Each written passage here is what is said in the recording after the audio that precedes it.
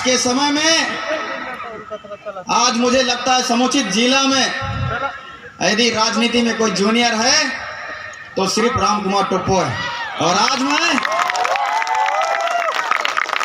मैं इस मंच पर कितना सौभाग्यवान हूं कि मेरे साथ इतने मेरे मार्गदर्शक उपस्थित हैं, इतने समस्त कार्यकर्ता उपस्थित हैं। आज मैं इस मंच के माध्यम से मेरे सभी मार्गदर्शकों को, सभी कार्यकर्ताओं को सादर प्रणाम करता हूं।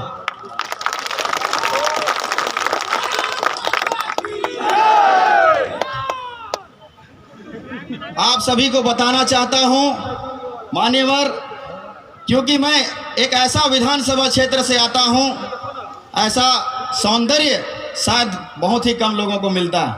हमारे विधानसभा क्षेत्र में शिमला का एहसास दिलाने वाला सुंदर पर्वतमालाएं भी है, सुंदर झरने भी है, लहलाते हुए खेत की फसलें हैं और नदियों की जलधाराएं भी है और सुंदर पठार की तरह प्लेन जमीनें भी है। लेकिन सोचिए, इतने सुंदर भौगोलिक क्षेत्र को आज तक लोगों ने लूटा है। इसे कांग्रेस का गढ़ कहा जाता रहा है, लेकिन कांग्रेस के नेताओं ने सिर्फ मेरे क्षेत्र को लूटने का काम किया। इन्होंने जमीन घोटाला करके हमारे सीतापुर विधानसभा क्षेत्र के हजारों एकड़ जमीन को लूट लिया। यहाँ तक कि हमारी माताओं बहनों को बिना कर्मा त्योहार का रोड में नचवा के हमारा मान सम्मान लूट लिया। और इतना ही नहीं साथियों, इन्होंने हमारे क्षेत्र के सभी सरपंचों के जितने राजकोष थे, जितने मदे थे, हेलीकॉप्टर में आए लेकिन उसका भी बिल धरा के सारे मदों को लूट लिया। इतना भ्रष्टाचार कि यदि आज क्षेत्र में जब घूमते हैं आप तो जनता का जन समर्थन दिखता है, उसका जब मांग दिखता है तो मुझे पता चलता है कि शायद इसीलिए क्षेत्र की जनता ने पत्र लिखकर किसी फौजी को बुलाया है और शायद इसीलिए किसी बहन ने अपने खून से चिट्ठी लिखकर बुलाया है।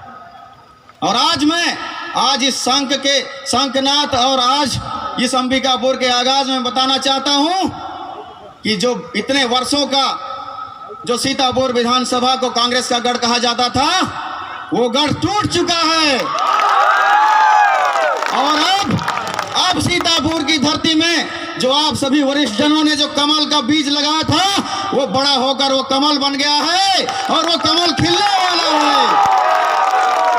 साथियों, आज बस लास्ट में इतना कहना चाहूंगा कि इस जोश को कभी कम मत होने दीजिए, क्योंकि आप ही हमारी सेना है और सेना किसी देश की अगर मजबूत होती है तो दुश्मन तिलमिला उठता है। और तिलमिलाहट आपको नजर आती होगी, आती है?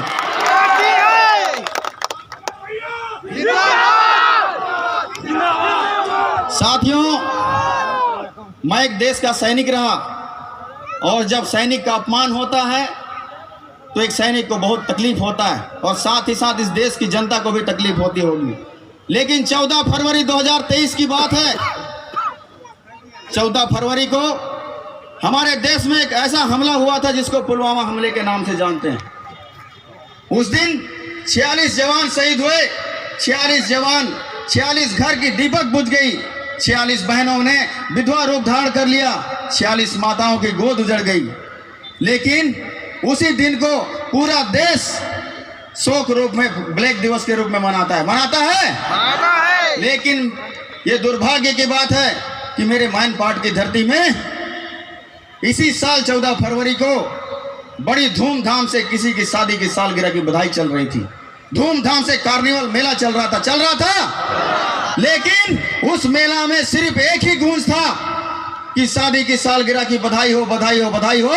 मगर इन्होंने देश के उन जवानों को याद नहीं किया, उन्हें श्रद्धांजलि नहीं दिया, उन्हें सम्मान नहीं किया। तो आज उनके साथ न्याय होना चाहिए कि नहीं? बताइए जोर से, न्याय होना चाहिए कि नहीं? होना चाहिए कि नहीं? मैंने अपना त्याग और समर्पण का परिचय देते हुए आज इस्तीफा देकर इस राजनीतिक मंच पर आया हूं और आपको ये कहने आया हूं कि अब बारी आ गया है कि देश के सैनिकों का अपमान करने वाले सरकार को उखाड़ फेंकने का। आप साथ देंगे? लास्ट में इतना ही कहकर आप सभी से बहुत बहुत आभार व्यक्त करता हूं, धन्यवाद करता हूं। और इस ऊर्जा को बनाए रखें और इस बार सीतापुर, अंबिकापुर और लुंड्रा में कमल खिलाने का आप सभी से निवेदन करता हूं। जय हिंद, जय भारत।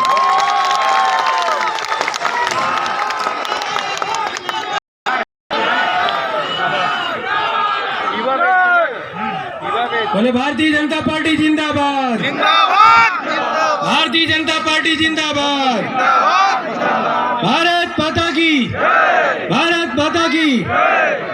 अब जिनका आप सभी को इंतजार है, भारतीय जनता पार्टी के प्रखर वक्ता, झारखंड के पूर्व मुख्यमंत्री और अभी वर्तमान में झारखंड के प्रदेश अध्यक्ष आदरणीय बाबूलाल मरांडी जी से मैं निवेदन करूंगा कि वो आप सभी को आकर्षित करें।